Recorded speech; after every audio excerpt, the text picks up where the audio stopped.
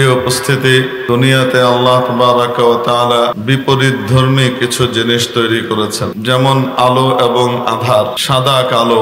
এমনি ভাবে ভিন্ন ভিন্ন টাইপের জিনিসপত্র আল্লাহ রাব্বুল আলামিন তৈরি করেছেন। বাংলায় আমরা বলি আকাশ আর পাতাল, সঠিক আর বেঠিক, ঠিক তদ্রূপ হক এবং বাতিল। হক জান্নাতে নেয়, বাতিল জাহান্নামে নেয়।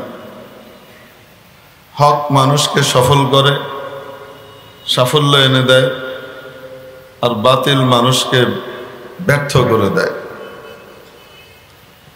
মুআজ্জাজ হাজরিন, দুনিয়াতে যত মতবাদ আছে প্রায় সবাই মনে করে যে তারাই হক।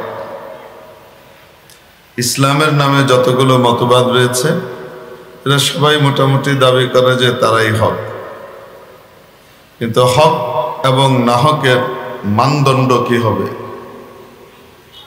এই মানদণ্ড নির্ণয়ের ক্ষেত্রে কোরআন এবং সুন্নাহ আমাদেরকে পরিষ্কারভাবে জানিয়ে দিয়েছে যে দল বা যে ব্যক্তির মত এবং পথ সাহাবায়ে কেরামের মত আর পথের অনুরূপ হবে সে হক, আর যে দল বা ব্যক্তির মত সাহাবায়ে কেরামের মতের বিপরীত হবে সেই না হক, সেই বাতিল। খুব পরিষ্কার।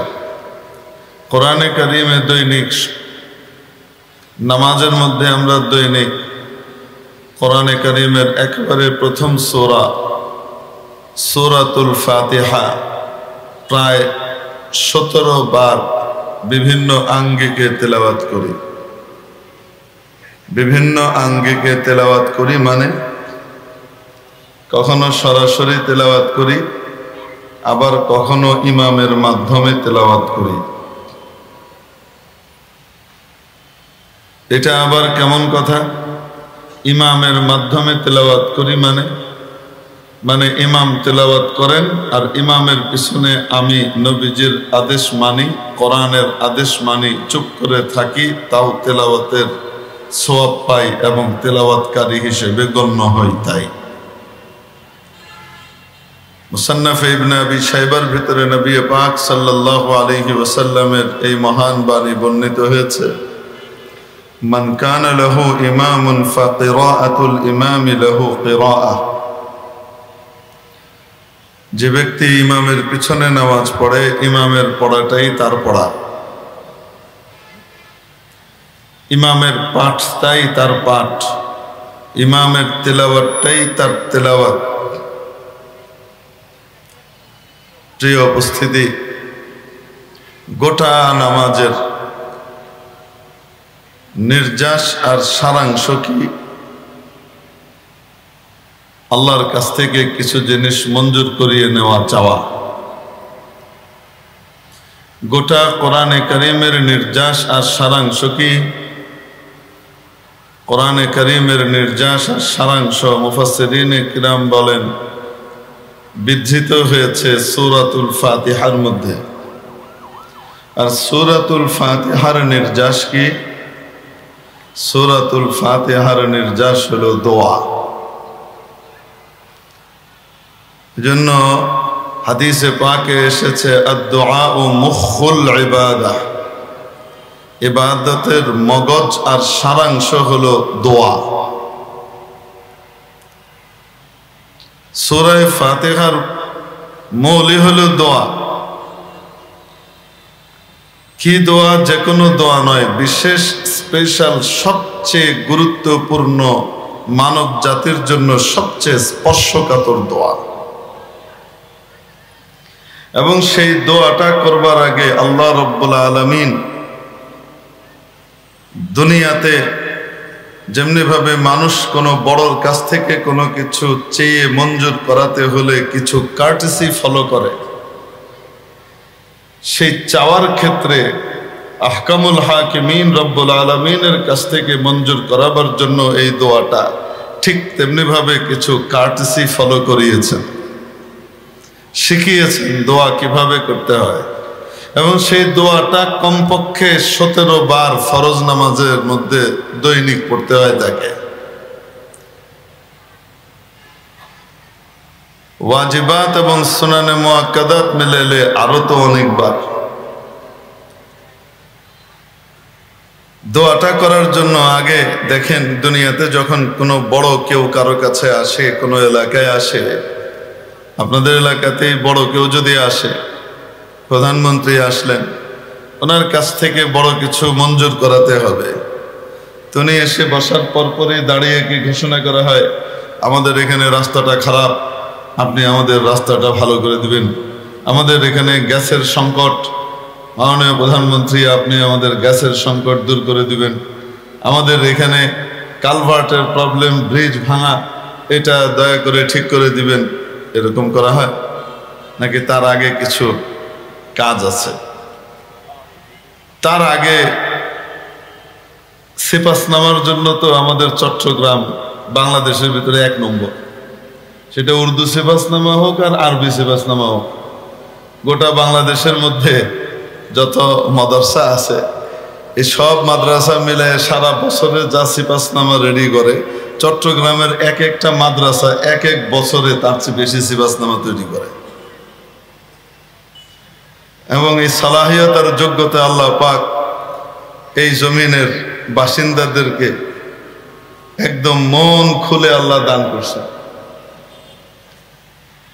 লফজের তানব্বুর, মজমুনের ইলতিফাত, জবরদস্ত তরিকায়, অদ্ভুত তরিকায়, মুক্তাকার তরিকায় এটাকে উপস্থাপন করা, মাশাআল্লাহ তাআলা। এটার ব্যাপারে চট্টগ্রামের জুড়ি মেলা এটা ভার, খুব কঠিন। তো এখানে তারপরেও মনে করেন বাংলাতেও যারা লিখে, যে কোনো জায়গাতে কলেজে ভার্সিটিতে কোথাও কেউ আসলে তো একটা মানপত্র দেয় না, সেই মানপত্রের ভিতরে প্রথমেই প্রশংসা শুরু করা হয়, এটা এটা এটা মাহাত্ম্য নেই, মাহাত্ম্য নেই, এটা এটা এটা। মহানুভবের কাছে বেশ কিছুক্ষণ বলে টলে আমাদের দেশেও মনে করেন এরকমই হয়, রাজনৈতিক বড় ব্যক্তি এসছেন তো প্রথমে তার জন্য কিছু প্রশংসা গাথা, সত্য মিথ্যা সবকিছু মিলায় টিলায়া, বেশিরভাগই মিশা হয়, অল্প কিছু হাসা হয়। এগুলো মিলায় টিলায় বলে আপনাদের ভাষায় পামপট্টি। কারণ প্রশংসা এটা যদি হাকিকত হয় আর বাস্তব হয় তো তাহলে না এটা প্রশংসা হয়, আর না হলে মিথ্যা কথা হলে এটাকে কি বলে, ফাম বলে, তাই না? এরকমই তো মনে হয়। এই এলাকায় কি শব্দ বলে আমি জানি না, আমাদের ঢাকায় বলে পামপট্টি বলে। হ্যাঁ, পামপট্টি বলে। আচ্ছা, পামপট্টি বলে। তো রাজনৈতিক নেতারা আসলে যে প্রশংসা করা হয় সেটার পরিমাণ করলে, রেশিও করলে, হাসা যদি 10% হয় তো মিশা হবে 90%। অবাস্তব না বাস্তব? এগুলা করবে। তারপরে সুবহানাল্লাহি ওয়া বিহামদিহি শুরু হবে করে টেরে, তারপরে বলবে যে এই এলাকার লোকজন তারা আপনাকেই ভোট দেয়, এই এলাকা থেকে কখনো অন্য মার্কা পাশ করে নাই, আপনার মার্কাই পাশ করছে। তার অর্থ হলো এই, আপনার রাষ্ট্রীয় যে বরাদ্দ আছে সেই বরাদ্দ দিয়ে আপনার কাছে রাষ্ট্রে যে টাকা পয়সা আছে সেটা দিয়ে সারা দেশের সব চাহিদা তো পুরা করা সম্ভব না। অবশ্যই আপনি প্রায়োরিটি দিবেন, কাউকে বেশি তাকাদ্দুম দিবেন, হককে তাকাদ্দুম, কাউকে অগ্রগামী রাখবেন, কারো হকটা আগে আদায় করবেন, তারপরে অন্যদেরটা আস্তে আস্তে আসবে। তো ওইটা যদি হয় তো আমার এলাকা সবার আগে প্রাপ্য। কেন? আমরা আপনার দলের। অন্য জায়গা থেকে বিভিন্ন মার্কা বিভিন্ন সময়ও পাশ করে, কিন্তু আমাদের এখানে শুধু আপনার মার্কাই জিতে। অতএব সারা বাংলাদেশের ভিতরে বন্টনের ক্ষেত্রে সবার আগে কারা পাইতে পারে, এটা বলে কি বলে না? এরপরে বলে, ওইটা বলে না যে পাইতে পারে, শুধু বলে যে আমরা আপনার দলের, অতএব আপনার বিশেষ দৃষ্টি আমরা চাই। আমাদের এখানে লাস্টে আসে এই ব্রিজ, কালভার্ট, আমাদের দেশে রাস্তা, বিদ্যুৎ, তারপরে গ্যাস ইত্যাদির প্রবলেম আছে। আপনি শুধু চোখের কোনা দিয়ে একটু তাকাইলেই আনা কি খাকেরা বানাজার কি মিয়া কোনান হয়ে যাবে। आया बावद के गोशाए चश्मे बमा कोनन वाक़या मने पड़े गेल আল্লাহ ওয়ালাদের নজর দিয়ে কি হয়। রাসূল পাক সাল্লাল্লাহু তাআলা আলাইহি ওয়াসাল্লাম হাদিসে পাকের ভিতরে ইরশাদ করেছেন আল আইনু হাক্কুন, নজর যে লাগে আমরা বলি চোখ লাগা, এটা হক, এটা বাস্তব। চোখ লাগাটা আমাদের দেশে নেগেটিভ অর্থেই ব্যবহার করা হয়। ভালোভাবে তাকাইলে কয় না চোখ লাগছে, খারাপ কিছু হইলে বলে কি লাগছে, চোখ লাগছে। তো আল আইন ও হাক্কুন, এই আল আইন এর মিসদাক আল আইন সু, বাজে চোখ লাগা, যেটা খারাপ চোখ লাগা, এটা হক। এমনকি বাবা মার নজরও লাগে সন্তানের উপর। দেখবেন এলাকার ভিতরে কিছু বুড়িমা বা কিছু ব্যক্তি থাকেন, এনারা রাস্তা দিয়ে যাচ্ছেন, খুব সুন্দর লাউ ঝুলতেছে, ফট করে বলল লাউটা ভালো হয়েছে গো, তারপরের দিনই লাউয়ের গোড়ায় পছন্দ ধরছে। সুপারি গাছে সুন্দর সুপারি লটকাচ্ছে, কোনোদিন এখানে কোনো পোকা টোকা লাগে নাই। হঠাৎ একদিন একজন যে বলল এই গাছের সুপারিগুলা হেভি গো, বাস তারপর দিন থেকে দেখা গেল যে সুপারির ভিতরে কেমন যেন নষ্ট হওয়ার প্রবণতা শুরু হয়ে গেল। কোনো বাচ্চাকে দেখে ফট করে বলল বাচ্চাটা তো হেভি সুইট এবং কিউট, বাস তারপর দিন থেকে পাতলা পায়খানা শুরু হয়ে গেল, লুজ মোশন শুরু হয়ে গেল। সুন্দর নাদুস নাদুস বাচ্চাটা একেবারে হাড় জেড়ে জীবন্ত কঙ্কাল হয়ে গেল। এরকম হয় কি হয় না? নবীজি বলেন চোখ লাগা হক। মানুষের যে চোখ লাগা আমরা বলি এটা হক। মনে রাখবেন, মানুষের খারাপ নজর যেমন লাগে মানুষের ভালো নজরও তেমনই লাগে। ইসলামে সাধারণত কেন এখানে আল আইন ও হাক্কুন বলা হয়েছে? ইসলামে সাধারণত নেগেটিভ জিনিসকে কখনো প্রমোট করা হয় না। অতি প্রাকৃতিক নেগেটিভ জিনিস, এটাকে কখনো ইসলাম কি করে না, সমর্থন করে না। যেমন আত্তাফাউলু মিনাল্লাহ ওয়াত্তাশাউমু মিনাশ শাইতান, এই যে অলক্ষণে কুলক্ষণে বলে যে একটা কথা আছে, এটা ইসলাম স্বীকার করে না। ইসলাম বলে অলক্ষণে কুলক্ষণে বলে কিছু নাই, কিন্তু সুলক্ষণ বলে হ্যাঁ, কোনো কিছুর ব্যাপারে যদি তোমার মনের ভিতরে সুলক্ষণে কিছু আসে তাহলে এটা আল্লাহর পক্ষ থেকে, এটা হতে পারে। কিন্তু অলক্ষণে এটাকে ইসলাম কি করে না, স্বীকার করে না। ইসলাম বলে যে না, এরকম কিছু নাই। মেরে মুহতারাম দোস্ত, তো এই হিসাবে আল আইন তো আম, এটা হক, ভালো নজর হোক চাই বাজে নজর হোক, দুইটার উপরেই ইতলাক হইতে পারে।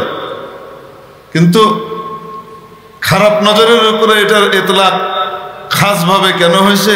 কারণ নর্মালি ইন জেনারেলি এটাকে স্বীকৃতি ইসলাম দেওয়ার কথা না, কিন্তু দিচ্ছে। তো এটাকে রদ করতে হয় কিভাবে? যে কারো চোখ লাগতে পারে, বাবা মার নজরও সন্তানের উপরে লাগতে পারে। যে কারো প্রশংসা করার সময় বলতে বলা হয়েছে মাশা আল্লাহ।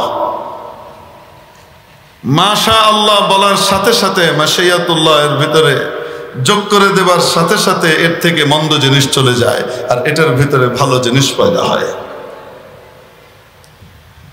তো ভালো নজর, খারাপ নজর যেমন লাগে ভালো নজরও লাগে।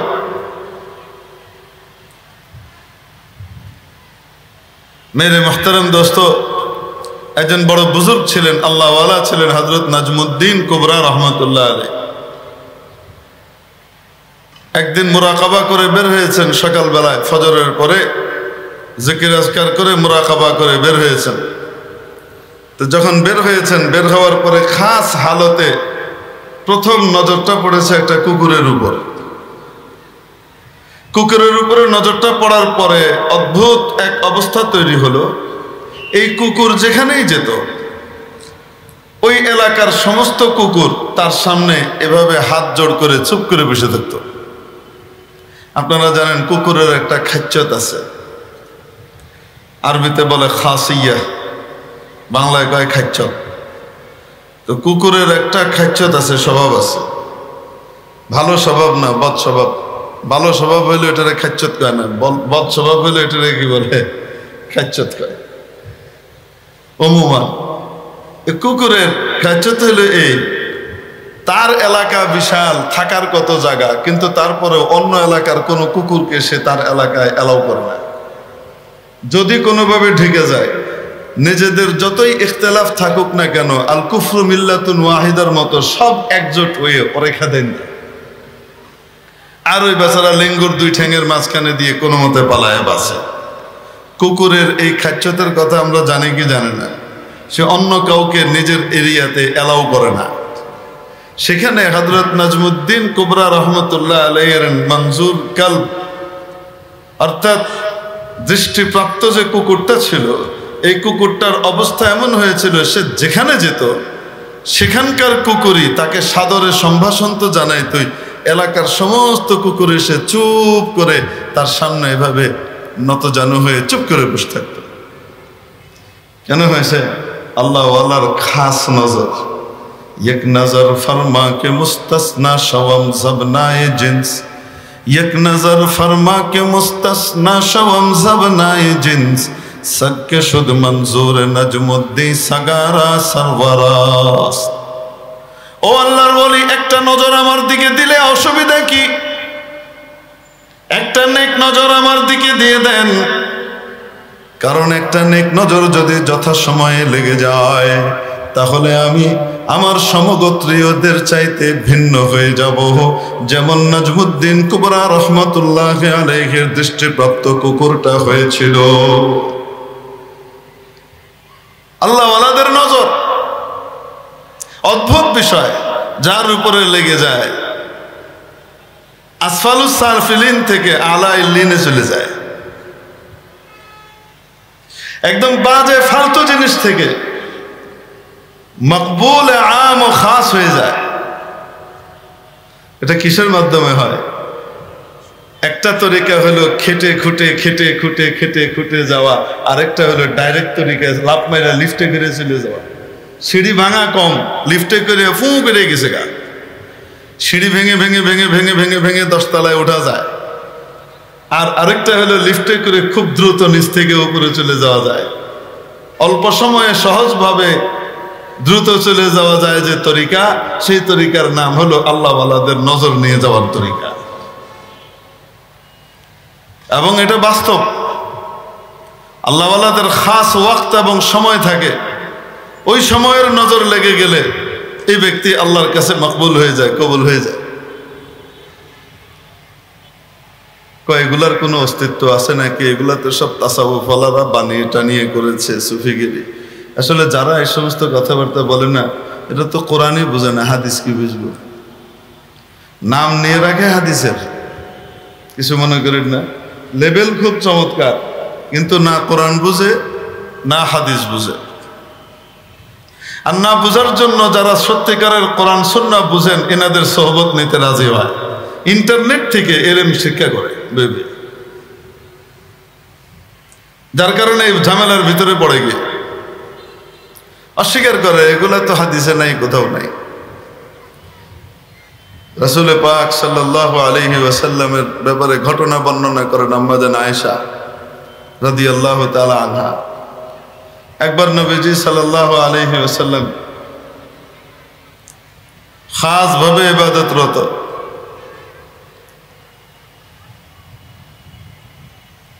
কিছুক্ষণ পরে আমার দিকে নজর পড়লো, জিজ্ঞেস করলেন মান কে? তো আমি বলছি আয়েশা। তো জিজ্ঞেস করছেন মান আয়েশা, আয়েশা কি? আমি বলছি আপনার স্ত্রী, আবু বকরের মেয়ে আয়েশা। রাসূল সাল্লাল্লাহু আলাইহি ওয়াসাল্লাম জিজ্ঞেস করতেছেন মান আবু বকর, আবু বকর কে? মান আবু বকর, আবু বকর কে? আম্মা জান সিদ্দিকা রাদিয়াল্লাহু আনহা বলেন, আমি সাথে সাথে চুপ হয়ে গেলাম। আমি বুঝলাম রাসূল পাক সাল্লাল্লাহু আলাইহি সাল্লামের দেহ মুবারক এখানে, কিন্তু ওনার চিন্তা চেতনা, ওনার জেহেন এখানে না। ওনার রুহানি তাকাত এখন স্বাভাবিক অবস্থায় না। আমি আয়েশাকে ভুলে যাওয়া, রাসূল না চেনা, এটাই এক অস্বাভাবিক ব্যাপার। ওনার সমস্ত স্ত্রীদের ভিতরে আমি সবচেয়ে প্রিয়তমা, তারপরেও আমাকে না চেনা, এটা একটা অস্বাভাবিক ব্যাপার। তারপরেও যখন উনি বললাম যে আবু বকরের কন্যা, যে আবু বকর ওনার শয়নে স্বপনে সব সময়ের সুখে দুঃখের সর্বাবস্থার সাথী এবং প্রথম ভরসার জায়গা মাখলুকাতের ভেতরে আবু বকর, সেই আবু বকরকে নবীজি চিনতে পারছেন না, এটা তো সম্ভবই না। তার মানে রাসূল সাল্লাল্লাহু আলাইহি ওয়াসাল্লাম স্বাভাবিক অবস্থায় নাই, আমি চুপ হয়ে গেলাম। রাসূল সাল্লাল্লাহু আলাইহি ওয়াসাল্লাম এমন খাস অবস্থায় আছেন, ওনার মাওলার সাথে ওনার মহব্বত আর তাআল্লুকের এমন এক হালতের ভিতর দিয়ে যাচ্ছেন, এখানে আল্লাহ এবং উনি ছাড়া সমস্ত আল্লাহ এবং মহাসভা থেকে সবকিছু থেকে উনি কি হয়ে গেছেন, উপরে চলে গেছেন। আল্লাহ ছাড়া আর কোনো কিছু ওনার সামনে এখন নাই। এই যে ফানা ফিল্লাহ বলা হয়, এটারই কয়, এটার ওজুদ খোদ হাদিসের ভিতরে আছে। বেকুবের দল ওই নদীর ভিতরে সাঁতারই কাটে না, ওই সাগরের ভিতরে পাই দেয় না, ওই সাগরের পারেই যায় না, তো তাহলে বুঝবে কিভাবে যে ফানা ফিল্লাহ জিনিসটা কি? আল্লাহ ওয়ালাদের কারামত অস্বীকার করে। হালত এমন এক অবস্থা। মেরে মোহতারাম দোস্ত আজিজ ও বুজুর্গ, বলছিলাম আসলে মজমুন একটা রেডি করছিলাম, কথাটা বলবো, কিন্তু এদের উৎপাত এত বাড়ছে বাংলাদেশে। এই দুশ্মনে সাহাবাদের উৎপাতটা এই পরিমাণ বাড়ছে, বড় বড় সুন্দর লেবেল লাগায় পুরা উম্মতকে অন্ধকারের দিকে গুমরাহির দিকে নিয়ে যেতেছে, আলোর লেবেল লাগায়। আর সাধারণ মানুষও আছে মাশাআল্লাহ, পঙ্গপালের মতো শুধু দাবি নির্ভর জিনিসের উপরে ঝাঁপ দেয়, হাকিকত আছে কি নাই দেখতেও যায় না।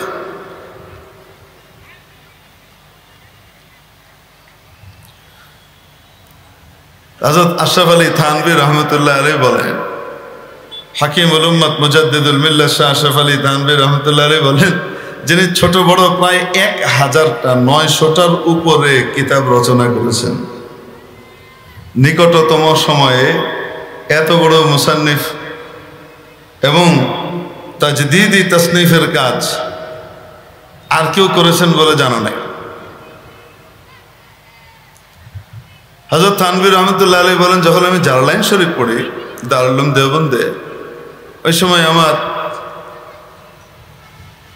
একটা আয়াতের তাফসীর বুঝে আসতেছিল না। তো আমি হযরত শেখুল হিন্দ, আসলে তো শেখুল ইসলাম ওয়াল মুসলিমিন, শেখুল আলম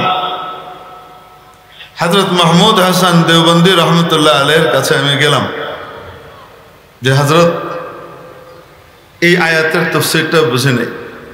হযরত তখন মাত্র মুরাকাবা শেষ করে বের হয়েছেন। তো হযরত আমাকে এটার উত্তর বুঝাইলেন খুব সুন্দর করে, আমাকে জিজ্ঞেস করলেন, বুঝছো? আমি বললাম, জি না হযরত, কিছুই বুঝিনি। অথচ হযরত শেখুল হিন্দ রহমতুল্লাহ আলাইহি এর শোহরত ছিল এই ব্যাপারে যে কঠিন থেকে কঠিন বিষয় মাত্র অর্ধেকবার বললে গবি ছাত্র বুঝে ফেলত, এত জবরদস্ত আন্দাজে উনি বুঝাতেন। হযরত শেখুল হিন্দ রহমতুল্লাহ আলাইহি হাকিমুল উম্মতের মতো ছেলেকে বুঝাইতেছেন, কিন্তু উনি বলতেছেন, হযরত আমি কিছুই বুঝি নাই। উনি বললেন, বুঝো নাই? আশ্চর্য কারবার, আচ্ছা আবার বুঝাই শোনো। উনি আবার বললেন, বুঝছো হযরত, কিছুই বুঝি নাই, তবে কিছু কিছু মনে হইতেছে বুঝছি, কিন্তু কি বুঝছি সেটাও বুঝতে পারতেছি না। উনি বললেন, ঠিক আছে তুমি একটু পরে আসো, যাও। হযরত হাকিমুল উম্মত মুজাদ্দিদুল মিল্লাত শাহ আশরাফ আলী থানভী রহমতুল্লাহ আলাইহি বলেন যে আমি হযরতের পিছনই থাকলাম, অন্যদিকে দূরে। তো হযরত স্বাভাবিক হলেন, যখন নাস্তা টাস্তা করে বসলেন, হযরত কোনো কিতাব টিতাব দেখেন নাই, নাস্তা টাস্তা করে বসলেন। তো আমি আবার গেলাম, তখন এবার হযরত বলা শুরু করলেন, আর আমি ঝট করে বুঝে ফেললাম। হাকিমুল উম্মত বলেন, হাকিকতে ঘটনা হলো এই, হযরত যখন মুরাকাবা শেষ করে বের হয়ে আসছেন, ওনার রুহানি রিফাত এবং রুহানি মুস্তাওয়া এত উঁচু পর্যায়ে ছিল যে উনি ওই লেভেল থেকে বলতেছেন, ওই লেভেল থেকে তো আমার মাথায় চলতেছে না, ওইটা তো কয়েক মাইল উপর দিয়ে চলে যেতেছে। এরপরে দ্বিতীয়বার যখন আবার বললেন তখন কিছুটা নিচে নামছেন, তো আমার কিছু কিছু মনে হইতেছে বুঝছি, আবার পুরো বুঝে নাই যে এটাও বুঝতেছি।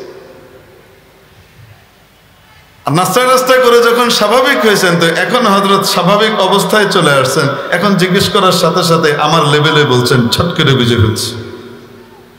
যখন চারো মাযহাবের মোতালা করা হয় না, তো মোতালা করলে তখন মনে হয় যে ইমামে আজম আবু হানিফা রহমতুল্লাহ আলাইহির কিছু কিছু রায় এবং কথা এত সূক্ষ্ম এবং এত উপর দিয়ে যায় যে মাথার কয়েক মাইল উপর দিয়ে বেরিয়ে গেছে, তো ধরবে কেমনে? তো কয় বুঝি নাই, এটা মনে হয় বেকার। এত হাই থটের হয়। তো আল্লাহওয়ালাদের এমন কিছু হালত হয় যে হালতের সময় আল্লাহ আল্লাহ আল্লাহ আল্লাহ আল্লাহ, যে তারা দুনিয়ায় থেকেও দুনিয়ার ভিতরে তাদের রূহ বসবাস করে, এরকম না যে তাদের রূহ তখন উপর মহলের সাথে আলাদা ফিকিরে আর মহব্বতের ভিতরে নিমজ্জিত থাকে, আলাদা সাগরের ভিতরে থাকে। ওইরকম হালত থেকে বের হয়ে যদি নেক নজর কারো উপরে পড়ে, যেই হোক না কেন কবুল হয়ে যায়। কিন্তু আল্লাহওয়ালাদের নজর দ্বারা উপকৃত হবার জন্য বড় একটা জিনিস হলো আল্লাহওয়ালা হইতে হয়। আল্লাহওয়ালা মোকাম্মল দরজায় হইতে হইলে শরীয়তের পাবন্দি ছুঁড়ে মেরে একটার পর একটা শরীয়তের যে পেয়ালা আছে ওইটা ভেঙে যাবে। উদাহরণ দিচ্ছে যে পান পাত্রটা, চিনির পাত্রটা শরীয়তের পাত্র, আর লোহার যে পাত্র এটা হলো মারেফাতের পাত্র। মারেফাতের লাইনে পা দিয়ে যদি ভালো আর পাকা খেলোয়াড় না হয়, তাহলে সে মারেফাত করতে গিয়ে সে শরীয়তের পেয়ালা ভেঙে ফেলে, চৌচির করে দেয়। আর সাহাবা একরাম এটাই শিখাচ্ছেন যে দেখো, মারেফাত এবং শরীয়ত দুইটা সমান তালে চলতে থাকবে, কিন্তু মারেফাতের লোহার পেয়ালা দিয়ে শরীয়তের কাঁচের পেয়ালায় সামান্য আঁচড় পড়বে না। দুইটা যথাযথভাবে সমানভাবে চলতে থাকবে। তো যতক্ষণ পর্যন্ত মারিফত এবং শরীয়ত দুইটা পাশাপাশি ভাবে ব্যালেন্স পজিশনে না থাকবে, ততক্ষণ পর্যন্ত এটার দ্বারা পরিপূর্ণ উপকার উম্মতকে দেওয়া সম্ভব না এবং নিজেও পাওয়া সম্ভব না। মেরে মুহতারাম দোস্ত, দেখবেন মারিফতের দাবি অনেকে করতেছে, ফজরের নামাজ গাঞ্জা খাইয়ে পার করে দিচ্ছে, লাল টকটকে চোখ দিয়ে ফজরের নামাজ পার করে দেয়। আবার কথায় কথায় বলে যে বাইরের নামাজ লাগে না, ভিতরের নামাজই যথেষ্ট, মনের নামাজই যথেষ্ট, মনের ইবাদত যথেষ্ট, বাইরের ইবাদত করার কোনো দরকার নাই। এই টাইপের কথাবার্তা বলে কি বলে না? এই পাগলারে বলেন তো খাওয়া দাওয়া বাইরেরটা করস কে লিগা, তো মনে মনে খা, ভিতরে বন্দি করে থুয়ে দেন কয়েকদিন, মনে মনে খাক, দেখি তার শরীর টিকে নি। এগুলো দুষ্টামি মার্কা কথাবার্তা।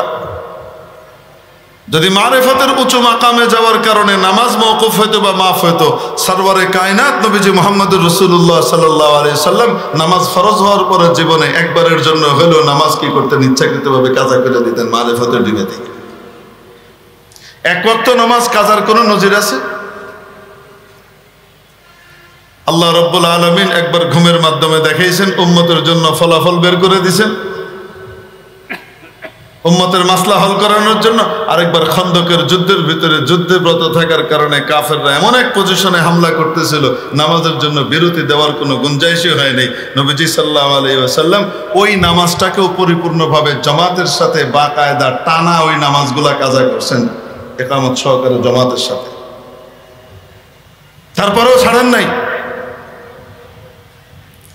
এই জন্য বলতেছিলাম, আল্লাহওয়ালাদের নেক নজর তখন কাজে লাগবে, আল্লাহওয়ালাদের নেক নজর আল্লাহওয়ালা হিসেবে স্বীকৃত তখন হবে পরিপূর্ণভাবে, এবং তার নজরে কাজ হবে যেই ব্যক্তি শরীয়ত এবং মারিফত দুইটার জামে হয়, একসাথে মিলিত করতে পারেন।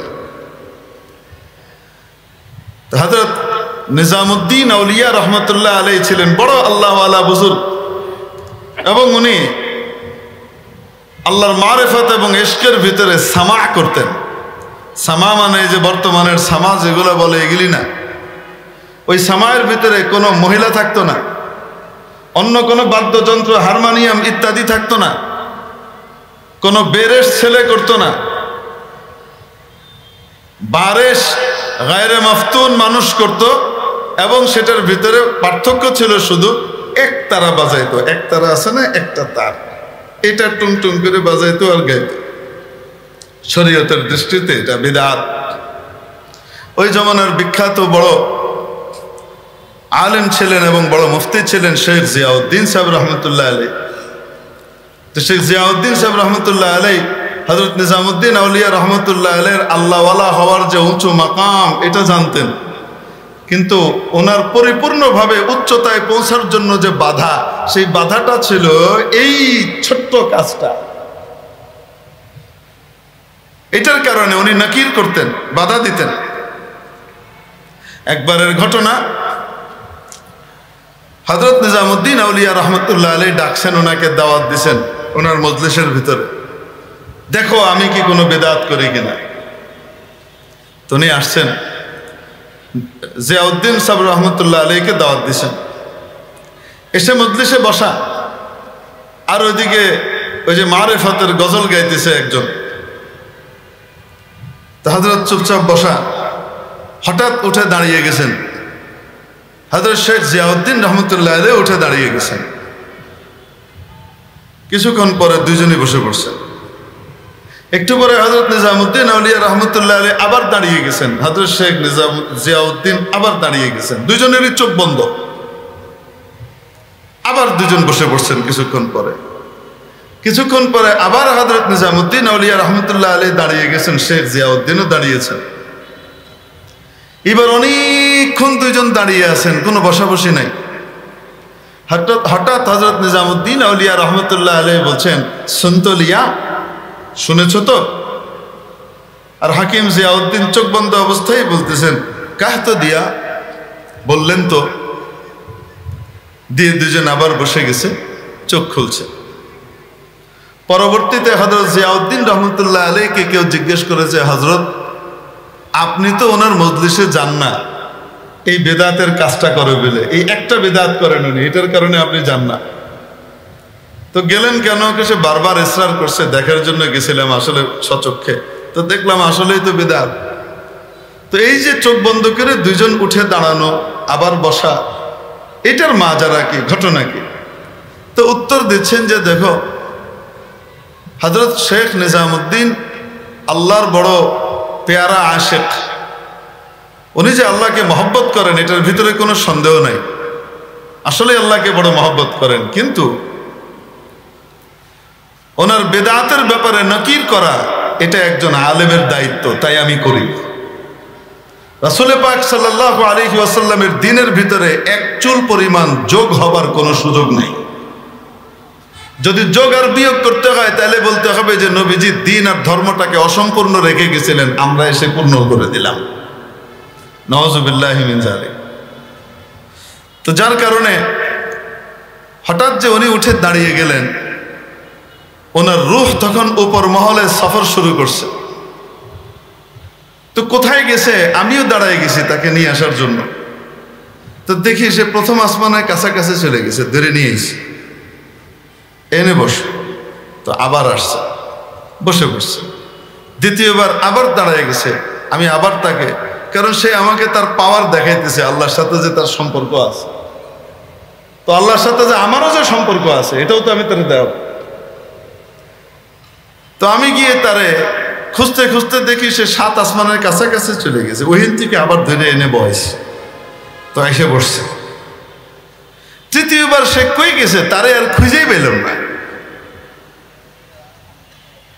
হঠাৎ দেখি রাসূল পাক সাল্লাল্লাহু আলাইহি ওয়াসাল্লামের সামনে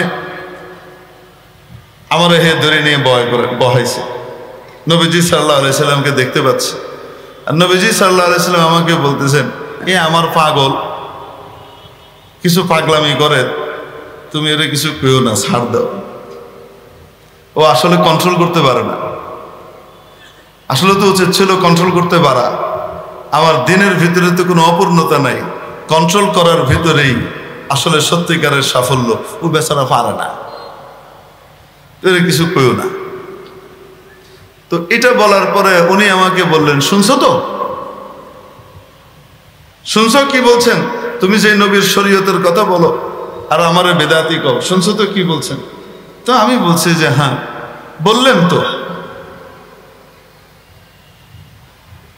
হযরত তারপরেও যে আপনি বলেন, দেখেন এই যে যেগুলা মাকামাতের কথা যেগুলা বলতেছি এগুলা উম্মতের জন্য দলিল নয়, দলিল তো ওইটাই যে কোরআন সুন্নাহ নবীজি রেখে গেছেন আর সাহাবীরা ওইটার উপরে আমল করেছেন, ওইটার উপরেই চলতে হবে, ওইটার উপরেই ফতোয়া দিতে হবে, ওইটার উপরেই মাসালা বলতে হবে। অন্তর্নিহিত জগতে কি হচ্ছে সেটা ধর্তব্য নয়। তাই আমি বলেই যাব। বাকি রইল আগে যেভাবে তাকে বলতাম সরাসরি, যেহেতু নবীজি বলছেন যে কেউ না আপাতত ছাড় দাও পাগল, তাই আমি ছাড় দিয়ে দিয়েছি।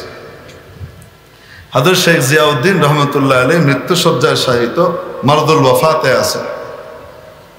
ডাক্তাররাও বলে দিছেন এই যাত্রায় পার পাওয়া মনে হয় অসম্ভব, হযরত মনে হয় চলে যাবেন, শরীর এত খারাপ।